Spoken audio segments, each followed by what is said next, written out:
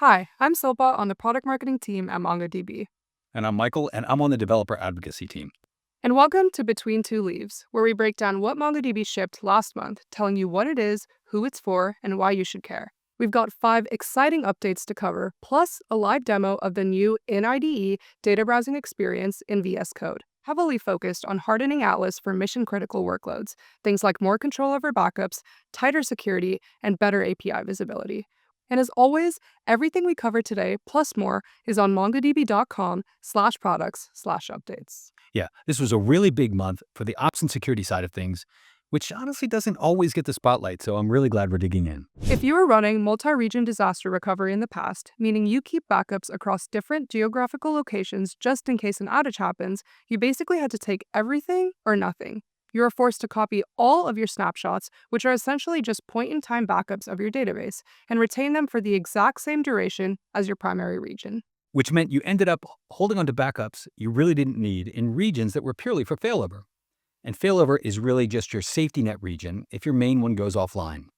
Retaining all that extra data is the kind of thing that quietly eats through your cloud budget. Exactly. But now Atlas gives you granular control over cross-region snapshot distribution. You can choose to copy only the latest snapshots, apply independent retention policies, and selectively delete snapshots from those copy regions. This is a huge money saver for teams with strict disaster recovery requirements, but tight budgets. You can now copy just the latest snapshot to a secondary region and set a much shorter retention window. Plus, you can even retroactively update retention on your existing copies. Which means you don't have to wait for the next backup cycle to start saving money. You can easily configure all of this in your project's backup policy in the Atlas user interface or via the Atlas admin API. Bottom line is, your disaster recovery strategy can finally match your requirements, not the other way around. Right. So moving right along to the next big one this month. All right, for our next update today, we have a major upgrade to the MongoDB for VS Code extension. Michael, do you want to show us what this looks like? Yeah, sure, I'd love to. I used to keep Compass or the Atlas interface open in a completely separate window, just to check on my data. Now, I literally never have to leave my code editor. Check out this new structured tree view. Understanding complex data models at a glance is crucial. So instead of just seeing standard object ID hashes, the extension automatically detects human-readable fields like user's name or email to create a prescriptive document title. That means you get the full context of your collections visually and instantly, and that works for both the Documents tab and when you are interactively exploring your playground results, right? Exactly. But navigating your data should also be actionable without having to write manual queries. So we've added a new action header directly inside the tree view. You get buttons to instantly insert documents, refresh your current script, sort by ID, and even bulk delete to empty a collection.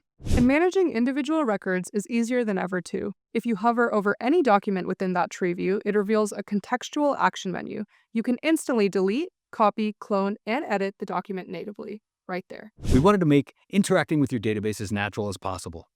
To remove the friction of translating your commands, we've added a setting that defaults to standard shell syntax over extended JSON for all insert, clone, edit, and clipboard functionalities. Which is huge. That guarantees that any document you copy or any quick fix you make in the extension is instantly compatible with your application code. You don't have to manually translate anything. Exactly. This is the MongoDB VS Code extension, going from a simple viewer to a full workspace. Your code editor is now your absolute home base for data.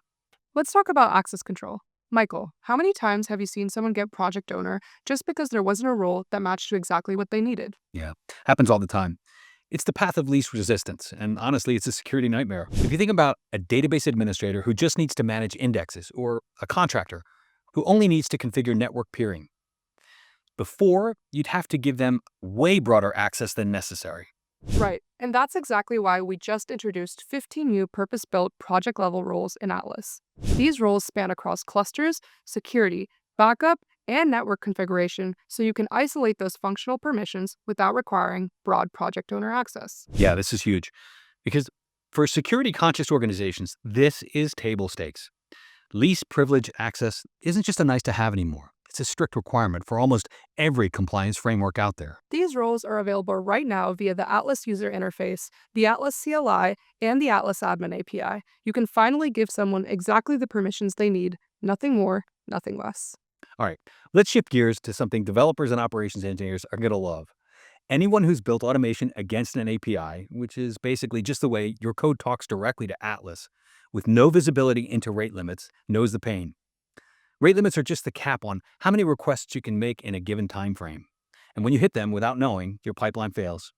You have no idea why, and you're just going to have to guess at when you try again. Right, and from an enterprise reliability standpoint, having those rate limits is crucial. It protects the system from slowing down or crashing if there's a massive unexpected surge of requests. But the big update here is how we handle it. The Atlas Admin API now uses what's called a token bucket algorithm, and it gives you full visibility into your limits via the response headers, which is the metadata sent back every time you make a request. And those headers are the real hero here. They now show you the current usage, your remaining quota, and the exact reset time. This is everything you need to build intelligent retry logic. Now, your code can essentially say, okay, I'm out of requests. The header says the reset is in 30 seconds, so I'll wait exactly 30 seconds and try again, instead of just failing unexpectedly. And going back to that token bucket model, the easiest way to think about it is that you have a literal bucket of tokens and every API request costs one token. The bucket refills at a steady rate over time, but if your bucket is full, it gives you a burst capacity for short, sudden spikes in traffic. It is perfect for automated testing and deployment scenarios. Exactly. And it's worth mentioning that if you genuinely need higher limits, say you're managing a massive fleet or running large-scale infrastructure as code, you're not stuck.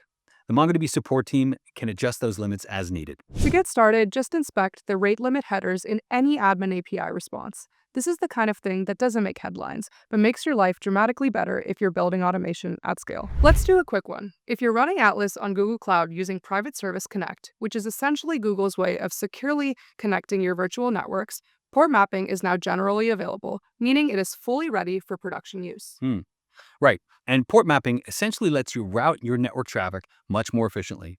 Before this, you needed separate load balancers or multiple connection points, which are basically just the entryways for your data for every single database node. Exactly. You don't need to do that anymore. You can just target specific ports directly, eliminating the need for all those extra routing rules. This is massive relief because that means you're consuming way fewer IP addresses and your configuration is drastically simpler.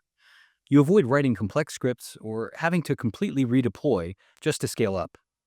Google Cloud's Private Service Connect is now at full parity with AWS and Azure Private Link. So if you've been waiting for this, it's finally here.